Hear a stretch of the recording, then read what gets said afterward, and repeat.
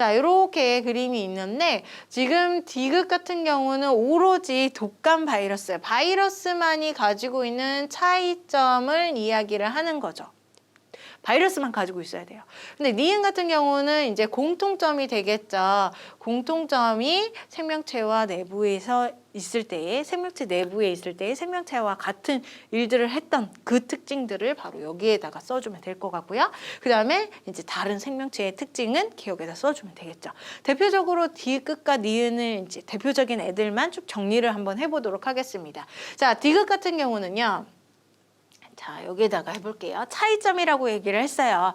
이 바이러스만 가질 수 있는 차이점, 이제 생명체는 없는 차이점. 이것은 숙주 밖에서 나타나는 특징이 바로 여기에 속하는 거죠.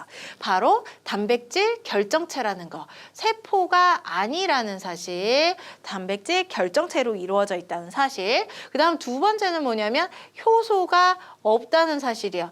효소가 없으니까 물질 대사를 못한다는 사실이죠. 스스로 물질 대사 못한다. 독립적으로 물질 대사 못한다. 무조건 세포 밖에서, 숙주세포 밖에서 일어나는 게 바로 디귿의 특징이다라고 볼 수 있어요. 자, 그 다음 니은의 특징은 공통적인 거예요. 생명체도 있고 그 다음에 이제 바이러스도 있는 거. 먼저는 핵산을 가지고 있어요. 그래서 이 핵산 덕분에 무엇을 할 수 있냐면 유전을 할 수 있죠. 유전, 뭐 생식도 할 수 있죠. 생식과 유전. 그 다음에 적응과 진화도 가능하죠. 적응, 그 다음 진화가 가능하다. 이렇게 얘기를 해줄 수가 있습니다. 그 다음 물질 대사도 가능하긴 한데 그건 스스로 못하기 때문에 이제 니은에서 주로 다루고 있지는 않고요. 숙주세포 내에서 일어나는 특이한 조건이기 때문에 이제 니은은 선지를 잘 보고 구분해낼 수 있어야 돼요. 그 물질 대사 효소의 부분에 대해서는. 자, 그 다음 기억 같은 경우는 이제 다른 특징들이 바로 여기에 속하겠죠. 자극에 대한 반응이라던가 아니면 뭐 다른 게 뭐 있죠? 항상성 이런 것들을 여러분들이 이제 골라내 주시면 될 것 같습니다. 문제를 한번 선지를 볼게요. 기억 세포로 되어 있다 그랬어요. 세포로 이루어져 있지 않은 게 가장 대표적인 바이러스의 특징이기 때문에 세포로 되어 있다는 오로지 생명체만 가질 수 있는 특징이죠. 기억에 해당한다.